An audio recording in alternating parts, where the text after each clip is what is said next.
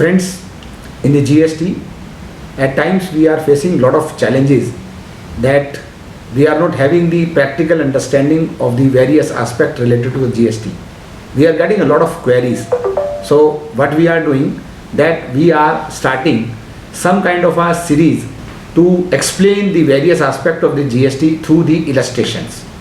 My dear friend, today we are going to discuss a very important issue wherein we will try to calculate and understand that how to determine the value of the exempt supply in relation to the rule 42. You are aware that when we have a taxable supply and the exempted supply, we have to take the credit, the input credit, in a ratio which is to be determined as per the rule 42 read with the section 17(2). Now my dear friends, let us see that how the exempt supply will be calculated. So my dear friend, that let us take an example that we have certain turnover. Now in that case, the turnovers will be the taxable turnover, there will be a turnover of a nil rated, there will be some export of supply as well. So my dear friend, as mentioned in this slide, that in case there is a taxable supply or a zero rated supply, the same will be treated as a taxable supply. But when we have a nil rated supply or a non-taxable supply or exempt supply, and even a zero rated, the nil rated supply, that will be add into the turnover of an exempt supply for this purpose of calculation. Now my dear friend, I give you one example. Now for example, in the slide you will get that Mr. X is having a following turnover. He has a supply of supply attracting 18% GST. He has the supply of a nil rated, zero rated, then certain supplies which are exempted under GST. He is also dealing in the transaction, he is also dealing in the securities. So there is a sale and purchase, meaning thereby there is a transaction in securities.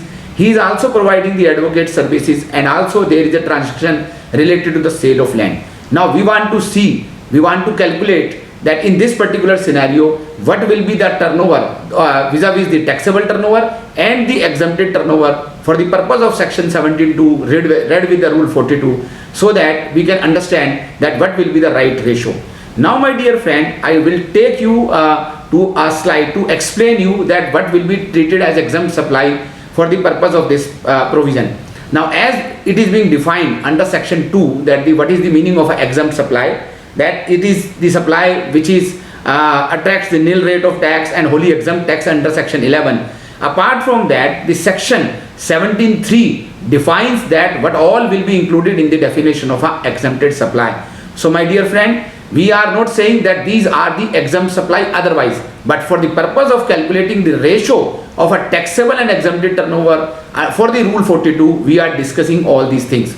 Now my dear friend, as per the section 17(3), the value of the exempt supply will also include the supply wherein the recipient is paying the tax under the reverse charge mechanism. Then for the supplier it will be an exempt supply. In case you are dealing in the securities, there is a transaction in securities, then the 1% of the sale value will be treated as an exempt supply. If there is a sale of land, that will also be treated as a part of an exempt supply. Now my dear friends, let us go back to the question, which says that there are the 8 different type of transaction. Now my dear friend, I just give you the answer that in case there is a supply which is attracting the GST at the rate of 18%, you are aware that will be treated as an exempt taxable supply. The supply which is attracting the nil rate, meaning thereby you will say that the 5, 12, 18 and 28, it's a zero. So in that case, that will be treated as an exempt supply. My dear friend, in case it's a zero rated, meaning thereby there is an export of supply, in that case that will be treated as a taxable supply. The supply which is specifically exempt under GST, maybe under section 11 or otherwise,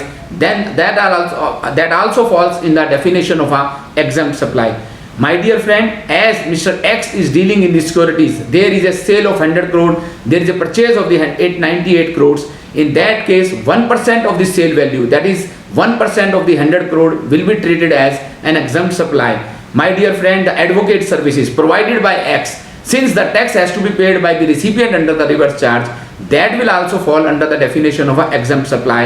And sale of land, as I mentioned you in this section, will also fall under the definition of an exempt supply. So what will happen? My dear friend, if you will see, the 5 crore is taxable, 2 crore is exempted, 3 crore is taxable, 5 crore again is exempted, 1 crore is exempted, 2 crore being under RCM is exempted, and 2 crore that is sale of land is exempted. So overall there will be the 8 crore taxable turnover and the 12 crore will be the exempted turnover. So my dear friend, for the income tax purpose you may have a different turnover. For the GST purpose, the total turnover for the purpose of this calculation of Rule 42, which we are reading with the section 17(2), the total turnover will be 20 crores, wherein the 8 crore will be taxable turnover and the 12 crore will be exempted turnover. So for example, you have a 20 lakhs rupees credit. How much you will get? You will get in the ratio of 8/20, meaning thereby the 40%. So the 20 lakhs, 40% of the 20 lakhs will be the eligible credit for you in that particular scenario. So my dear friend, this is the way that we need to understand that how to calculate the ratio. And just to share with you, this is, you will have to calculate on a monthly basis for an entire year, and then after the end of the year, again as per the requirement of the law, you have to calculate like this. So my dear friends, I tried to give you an example that how to calculate the exempted turnover, and I believe that this will help you to determine in your particular case or in the various assessees case as well. So we will come up with the various such type of illustration in the times to come. Once again, thank you very much.